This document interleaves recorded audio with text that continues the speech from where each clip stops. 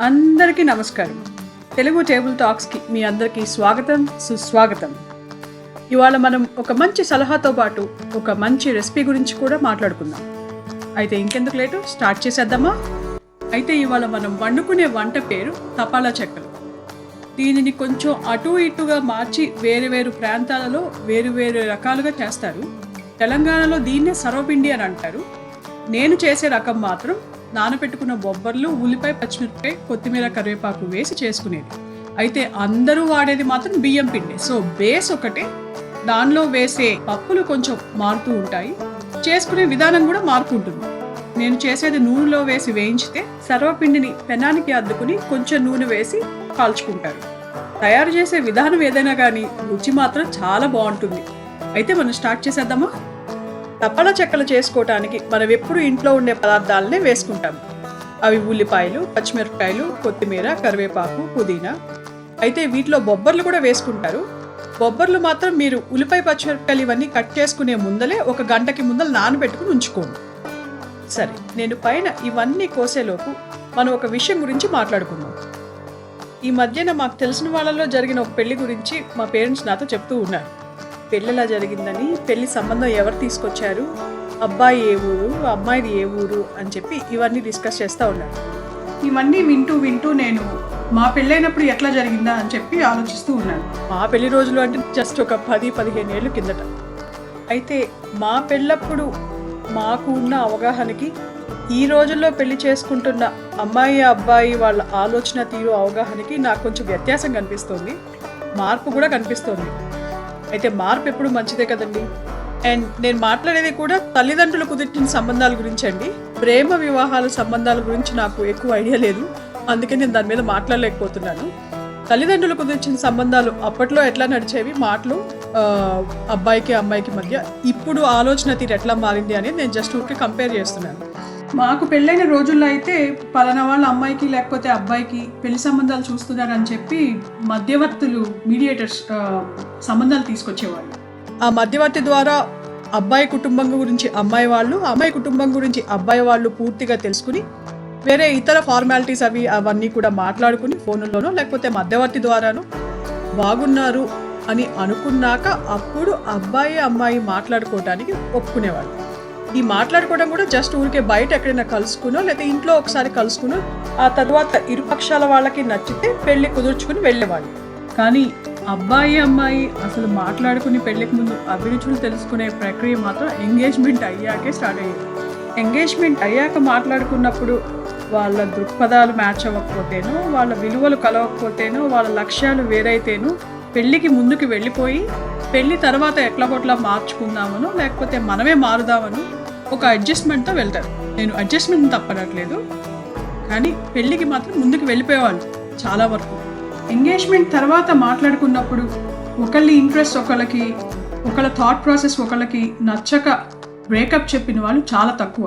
అది చాలా messy process కూడా ఆ రోజుల్లో. సో ఎక్కువ చాలా వరకు సక్సెస్ఫుల్గా పెళ్లి వరకు వెళ్ళిపోతారు. నేను వింటున్న దాని ప్రకారం ఈ రోజుల్లో మాత్రం అమ్మాయి అబ్బాయి ఎంగేజ్మెంట్ కన్నా ముందలే ఇద్దరు మాట్లాడుకోవడం జరుగుతుందంట.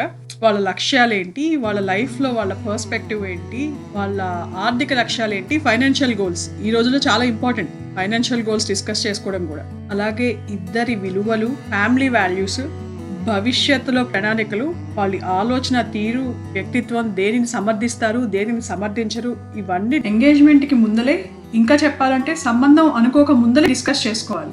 ఇవన్నీ డిస్కస్ చేసుకోవాలి, డిస్కస్ చేసుకుంటున్నారు అని కూడా నేను వింటున్నాను. సో నా ఉద్దేశం ప్రకారం ఈ మార్పు చాలా మంచిది. ఎందుకంటే ఒకరి గురించి ఒకరు అభిరుచులు, అలవాట్లు తెలుసుకోవడమే కాదు, వాళ్ళ గురించి పూర్తిగా తెలుసుకోవాలి. అభిరుచులు, అలవాట్లు చాలా వరకు కలవకపోవచ్చు.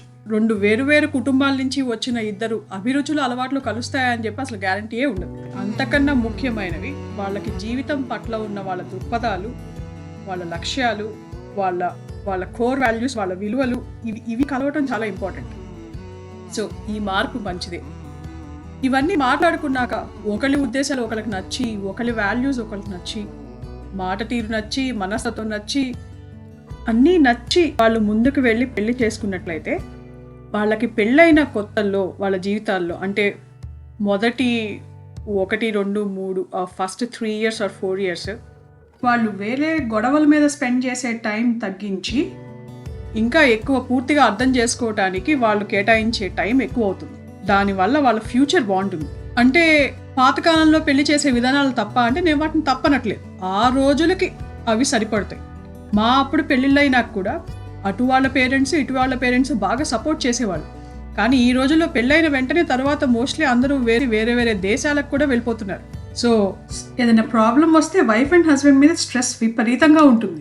వాళ్ళిద్దరి గురించి వాళ్ళు ఎక్కువ తెలుసుకోవడంలో టైం ఖచ్చితంగా కేటాయించాల్సిందే. దాంట్లో నాకైతే తప్పేమీ లేదనిపిస్తుంది. ఖచ్చితంగా మాట్లాడుకోవాలి. మాట్లాడుకుని ఒక అవగాహనకి రావడం అయితే డెఫినెట్గా జరగాలి. అదేదో సినిమాలో చెప్పినట్లు ఒకరిని ఒకళ్ళు అర్థం చేసుకున్నారా లేదా అని తెలిసినా తెలియకపోయినా ఒకరిని ఒకళ్ళు భరించగలరా లేదా, ఫ్యూచర్లో వాళ్ళు ఏమైనా మార్పులు చేర్పులు జరిగాక కూడా ఒకరినొకళ్ళు భరించగలరా లేదా అని తెలుసుకోవడానికైనా ఖచ్చితంగా అవగాహన పెంచుకోవాల్సింది అనేది నా అభిప్రాయం. మీకేమనిపిస్తుందో కూడా చెప్పండి ఖచ్చితంగా. నేను దీంట్లో ఎవరిని తప్పు పట్టడానికి కానీ ఏదో ఒక పద్ధతే కరెక్ట్ అని మాత్రం చెప్పట్లేదు. ఆ రోజులకు అది కరెక్ట్, ఈ రోజులకు ఇది కరెక్ట్. ఈ రోజుల్లో మనకున్న కాంపిటీషన్కి కానీ భార్యాభర్తలకు ఎదురయ్యే సమస్యలకు కానీ మనకు ఉద్యోగరీత్యా కూడా మనకు పెరిగిపోతున్న ఒత్తిడి వల్ల కానీ ఒకళ్ళని ఒకళ్ళు అర్థం చేసుకోకుండా లైఫ్ని స్పెండ్ చేయడం అనేది చాలా కష్టమైపోతుంది. కంపాటబిలిటీ చూసుకోవాల్సిందే. నేను ఇంకో విధంగా కూడా విన్నాను సరదాగా. ఏవైతే అబ్బాయి అమ్మాయి పెళ్లికి ముందు ఈ రోజుల్లో మాట్లాడుకుంటున్నారో ఆ అబ్బాయి లేదా అమ్మాయి వాళ్ళు చెప్పే రిక్వైర్మెంట్స్ కూడా చాలా ఎక్కువ ఉంటున్నాయని చెప్పి విన్నాను. దానిపైన మేబీ మనం ఇంకో వీడియో చేసుకోవాలేమో. మనం కంపాటబిలిటీ చూసుకోవాలన్నాం కదా అని చెప్పేసి గొంతెమ్మ కోరికలన్నీ కోరేస్తే కుదరదు కదా, అది కూడా మనం చూసుకోవాలి. కాబట్టి మనం డిస్కస్ చేసుకుంటున్నప్పుడు ఏవి మనకి లైఫ్లో బాగా ఇంపార్టెంట్, ఏవి మనకి ఇవి లేకపోయినా కానీ పర్లేదు అని అనిపిస్తుందో అవి మనం ముందలే ఒక అవగాహనతో ఉండాలి. ఈ అవగాహన అనేది ఎట్లా పెంచుకోవాలి అనేది మనం ఇంకో వీడియోలో చూద్దాం. ప్రస్తుతానికి మళ్ళీ మనం వంట దగ్గరికి వచ్చేద్దాం. సో అవన్నీ కట్ చేశాక నేను ఏం చేశానంటే ఒక బౌల్లో ఉల్లిపాయ, పచ్చిమిరపకాయ, కట్ చేసిన పుదీనా, కొత్తిమీర, కరివేపాకు, అలాగే నానబెట్టుకున్న బొబ్బర్లు కూడా వేసేసి బియ్యం పిండి కూడా వేసేసి వేడి నీళ్లతో కలుపుకోవాలి. వేడి నీళ్లతో కొంచెం ముద్దలాగా చేసుకోవాలి. చపాతీ పిండిలాగా ఉంటుంది ఇంచుమించుగా, కానీ చపాతీ పిండిలాగా సాగదు. ఎందుకంటే మనం వాడేది బియ్యం పిండి కాబట్టి అది వేడి నీళ్లతో కలుపుకొని అట్లా ముద్దలాగా చేసుకుని నేనైతే ఒక ప్లాస్టిక్ ర్యాప్లో చుట్టేసి ఒక 15 నిమిషాలు పక్కకు పెట్టేస్తాను.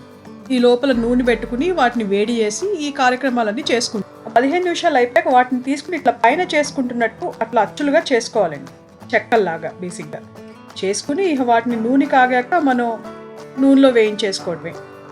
నూనె మరీ మసల కాగకూడదు, అలా అని చెప్పేసి మరీ బాదుషా వేయించుకున్నట్టు లో ఫ్లేమ్లో కూడా ఉండకూడదు. మీడియం ఫ్లేమ్లో పెట్టుకుని కాస్త ఫ్రై చేసుకోవాలి.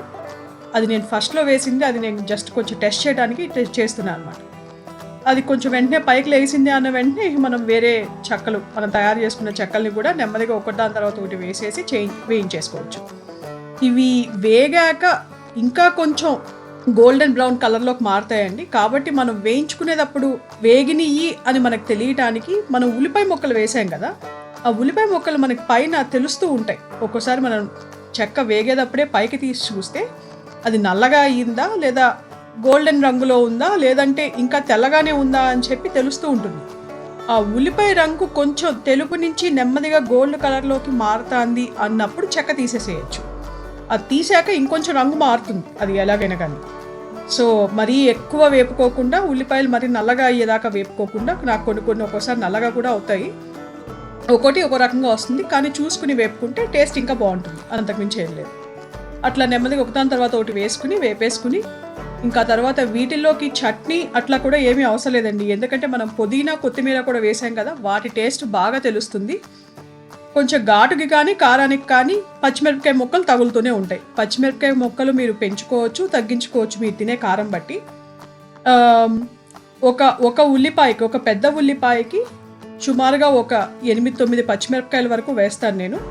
దానికి ఒక కట్ట పుదీనా, ఒక కట్ట కొత్తిమీర వేసుకుని, కరివేపాకు కూడా ఒక 4-5 రెబ్బల దాకా వేసుకుని, వాటికి సుమారుగా ఒక 3 కప్స్ మన రైస్ కొలుచుకునే కప్పు ఉంటుంది కదండి, 3 కప్స్ బియ్యం పిండి వేసుకుని పిండి చక్కగా కలుపుకోవచ్చు.